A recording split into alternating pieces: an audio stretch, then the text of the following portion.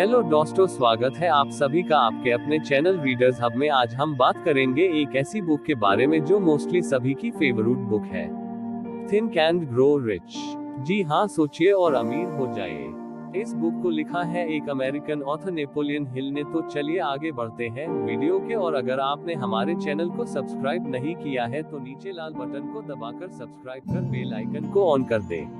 इस बुक में मैं 13 ऐसे पॉइंट्स के बारे में बात करने वाला हूँ जिनको अपनाकर आप भी अमीर बन सकते हैं। क्या है अमीर बनने का विज्ञान?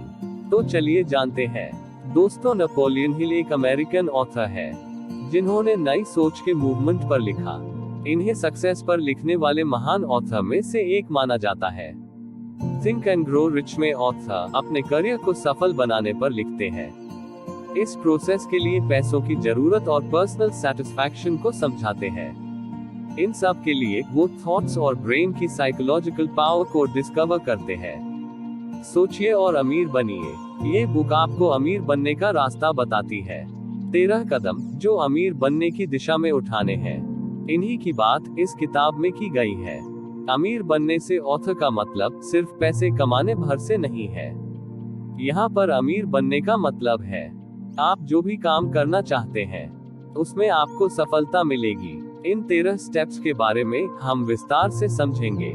बुक की शुरुआत विचारों को लेकर होती है। अगर आपके पास एक दमदार विचार है तो आप कुछ भी कर सकते हैं। सोचकर कुछ भी किया जा सकता है। हमारा मस्तिष्क जो सोच सकता है वह कर भी सकता है। ऑथर यहाँ बताते हैं कि असफलता का जो मूल कारण होता है वह होता है अस्थायी पराजय के साथ मैदान छोड़ देना। अगर आप मैदान नहीं छोड़ते हैं तो आपको सफलता जरूर मिलती है। First step, burning desire. सभी उपलब्धियों का शुरुआती कदम होता है सफल होने की इच्छा। यही हमारा पहला कदम है। यहाँ पर ऑथर कहते हैं कि इच्छा ही सब कुछ है। दौलत निश्चित रूप से आती है अगर उसे हासिल करने की इच्छा हो। ऐसी इच्छा जो हमारे दिलो दिमाग पर हावी हो जाए, यह एक स्थायी मानसिक अवस्था बन जाए, फिर इसके पीछे लगन से जुटकर उसे हासिल किया जा सकता है। हमारी जो प्रबल इच्छा होती है वह मूर्त रूप लेने का रास्ता खोज लेती है। नेपोलियन हिल बताते हैं कि उनका छोटा बेटा जन्म से गूंगा और बहरा था। डॉक्टरों ने कहा था कि वह कभी भी ठीक नहीं हो सकता, लेकिन नेपोलियन हिल और उनकी पत्नी की प्रबल इच्छा थी कि वह बोले। फिर कई सालों बाद ऐसा हुआ भी। यहाँ ऑथर अपनी प्रबल इच्छा की ताकत बताता है जिसके चलते उनका बेटा पूर्ण रूप से स्वस्थ हो गया। मस्तिष्क की कोई सीमा नहीं होती सिवाय उन सीमाओं के जिन्हें हम मान लेते हैं। इंसान के असली चेहरे को पहचाने। Second step, faith. आस्था जो हमारी इच्छा को हासिल करने का विश्वास देती है। सकारात्मक भावनाओं में जो सबसे सशक्त भाव होते हैं वह 3 तरीके के होते हैं। नंबर 1 आस्था मतलब फेथ, नंबर 2 प्रेम लव और नंबर 3 वासना सेक्स। आस्था का मतलब है कि हम बार बार अपने अवचेतन मन सबकॉन्शियस माइंड को निर्देशित करें अपनी इच्छा के प्रति, अपने लक्ष्य के प्रति। अगर आपके अवचेतन मन में आपकी आस्था ने घर कर लिया तो उसे सच साबित होते कभी देर नहीं लगती। अगर नकारात्मक बातें हम अपने दिमाग में भरेंगे तो उसके नकारात्मक परिणाम ही होंगे। यदि सकारात्मक निर्देश हम अपने दिमाग को देंगे तो उसके सकारात्मक परिणाम होंगे। आपका जो भी लक्ष्य है उसे लिखें, उसे बार बार दोहराएं ताकि उसका एक स्पष्ट चित्र आपके दिमाग में बन जाए। जैसे कि आपको कोई बंगला बनाना है तो उसका एक स्पष्ट चित्र आपके दिमाग में होना चाहिए। आपका ये ड्रीम हाउस कैसा होगा, किन किन सुविधाओं से युक्त होगा और कितना बड़ा होगा, ये सब आपके दिमाग में हमेशा होना चाहिए, क्योंकि जब तक हम उस चीज को अपने दिमाग में नहीं लाएंगे तब तक उसे हकीकत में तब्दील नहीं कर सकते। Third step, auto suggestion. आत्म सुझाव का मतलब है खुद के दिमाग को समझाना। आप जो भी लक्ष्य हासिल करना चाहते हैं उसे अपने सबकॉन्शियस माइंड यानी अवचेतन मन में कैसे डालें। इसके लिए यहाँ नेपोलियन हिल 3 सुझाव दे रहे हैं। पहला, अपने लक्ष्य को एक कागज पर लिखें। दूसरा, इसे 7 अलग अलग जगहों पर बैठकर दोहराएं। तीसरा, इस काम को सुबह और शाम दोनों समय पर करें। आपको ये भी ध्यान रखना है कि आप जो शब्द बोल रहे हैं वह भावपूर्ण होने चाहिए। बिना भावों के आपका अवचेतन मन उन बातों को कभी भी नहीं मानेगा। हर मुश्किल, हर असफलता, हर दुख में इसके बराबर या इससे भी बड़ा लाभ छुपा होता है।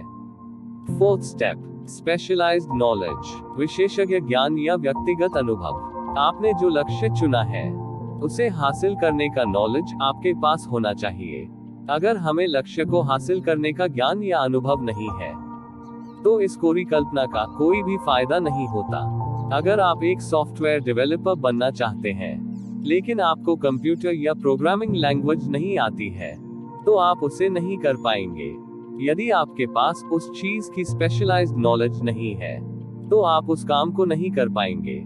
एक और रास्ता मास्टरमाइंड ग्रुप का है।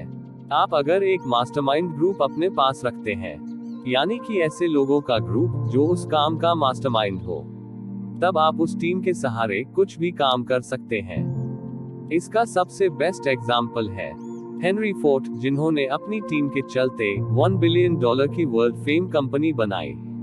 Fifth step, imagination. अगर इंसान किसी चीज की कल्पना कर सकता है तो वह उसकी रचना भी कर सकता है।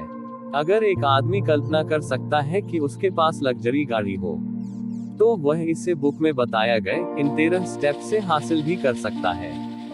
यहाँ पर ऑथर एक युवा के कल्पना शक्ति की बात बताते हैं जिसने विश्व प्रसिद्ध ब्रांड कोका कोला का फॉर्मूला बनाया था।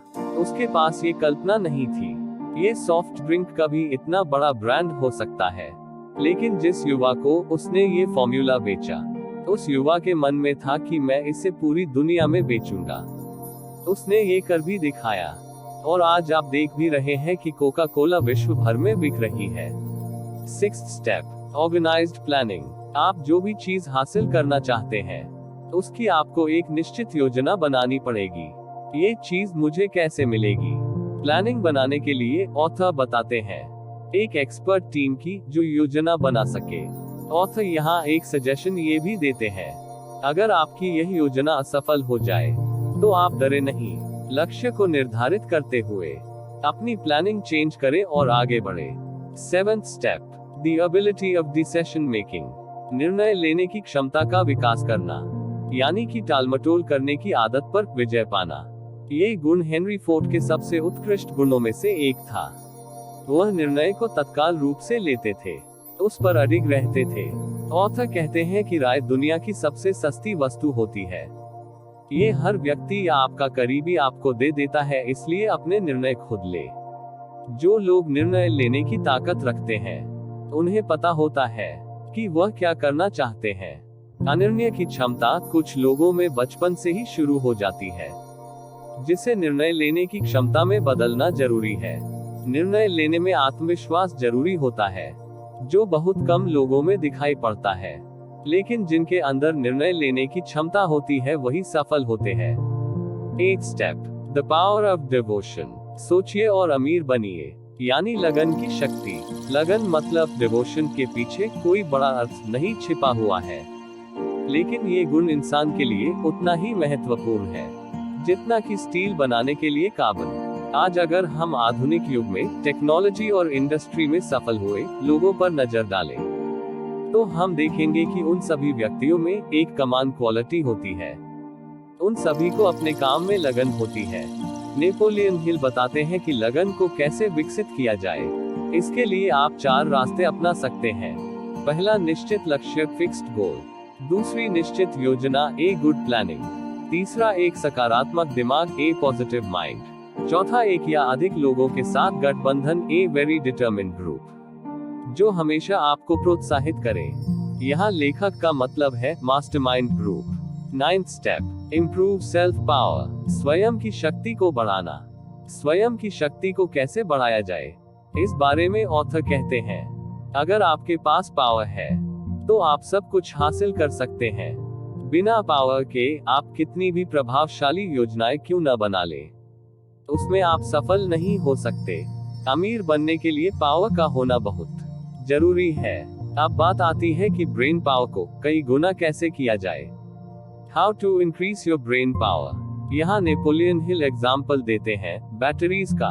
अगर एक बैटरी की जगह कई बैटरी का समूह बनाकर पावर जनरेट की जाए तो बहुत ज्यादा पावर प्राप्त होगी। यानी जब एक से अधिक दिमाग एक साथ काम करेंगे तो आपकी शक्ति में अपने आप इजाफा होगा।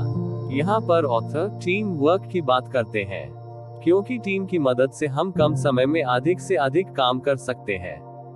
10th step, sex transmutation. Sex energy का रूपांतरण मतलब एक तत्व या ऊर्जा का दूसरे रूप में बदलना। लोग सेक्स को सिर्फ शारीरिक सुख के रूप में लेते हैं, लेकिन नेपोलियन हिल इसके पीछे 3 संभावनाएं देखते हैं।